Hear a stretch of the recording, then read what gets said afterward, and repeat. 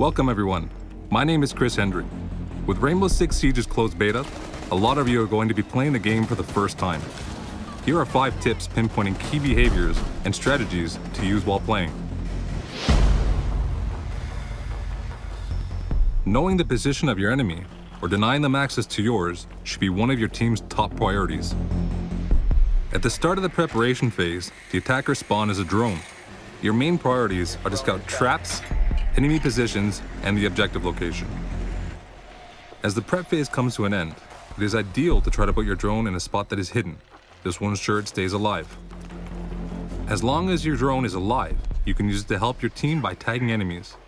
Tagged enemies have their names shown through walls for duration. When playing as a defender, you have access to a number of security cameras. Use these cameras early in the round to identify where the enemies are coming from and communicate that information to your team. You have a compass at the bottom right-hand side of your screen that is useful to identify where the attackers have spawned and from where they are likely to breach. Also, each room has a name that is located under the compass to help players learn the map and better expose enemy locations. And remember, when not gathering intel, you should always try to take out the other team's observation devices. In Siege, destruction opens up many opportunities to create new navigation paths and line of sights. Understanding the map layout is just half the battle. You need to learn how to use destruction efficiently in each of them. Some walls and floors are partially destructible and will only allow for lines of sight. These offer you a new vantage point and allow you to throw flashbangs, grenades, and other gadgets. On the other hand, some walls and floors will be completely destructible, allowing you to navigate through.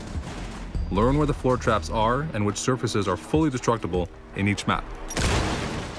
In-house, taking down a wall in the bathroom gives you visibility control on the main lobby area in the second floor hallway. Also, the kitchen's backdrop can be destroyed, giving visibility on either the back stairs or the kitchen while staying hidden. In Hereford, you have full visibility on the armory, the projector room, and the stairs by punching holes in these walls. Lastly, in Consulate, you have access to one of the objective rooms in the basement if you breach the trapdoor inside the reception desk on the main floor. These are just a few examples. Navigate the map, play with destruction, and use it to your advantage.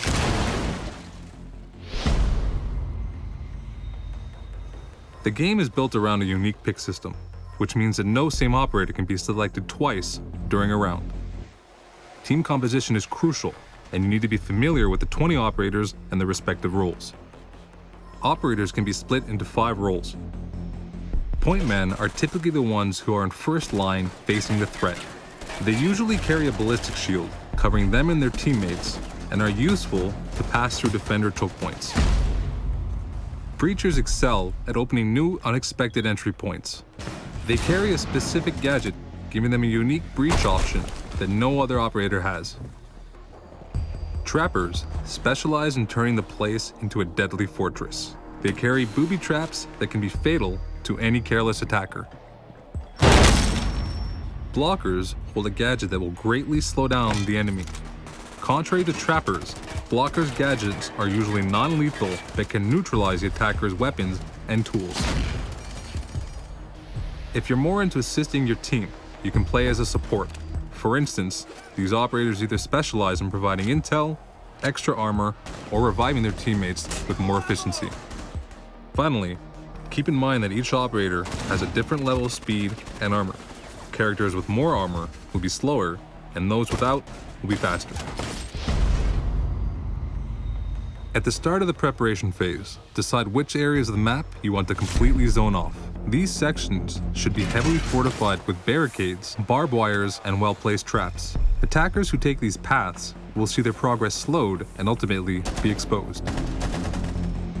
Listen carefully, as you will hear enemies walk through barbed wire and break barricades to get to you, giving you some indication to their position. Completely barricading yourself in the objective room might be your first instinct when playing as a defender, but it's not always the optimal strategy. By doing so, your team gives the attackers full freedom to close in on you like fish in a barrel. Control the map flow by creating different layers of defense and position yourself smartly to cover key entrances. You want to force choke points so enemies become bottlenecked. Wooden barricades are unlimited, so don't hesitate to optimize your defense throughout the round. Remember, keep a path open in the objective room if you need to retreat quickly or need help from your team.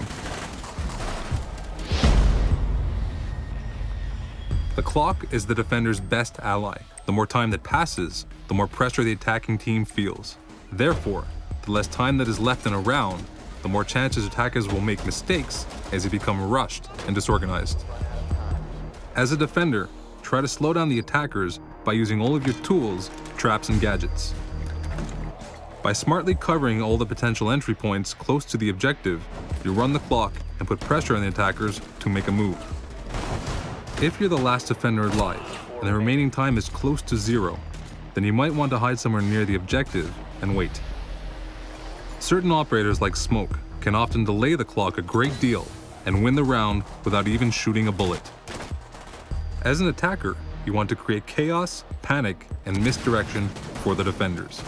Observe where the defenders are positioned and create diversions by using grenades and breach charges to form a coordinated attack. During the confusion, try to close in on the objective. A great tool is Fuse's cluster mine that punches a small hole in a wall and unloads 4 grenades in one single room. This will force the defenders to get out of the way and leave them exposed. Thank you for watching our tip video, and I'll see you in the closed beta.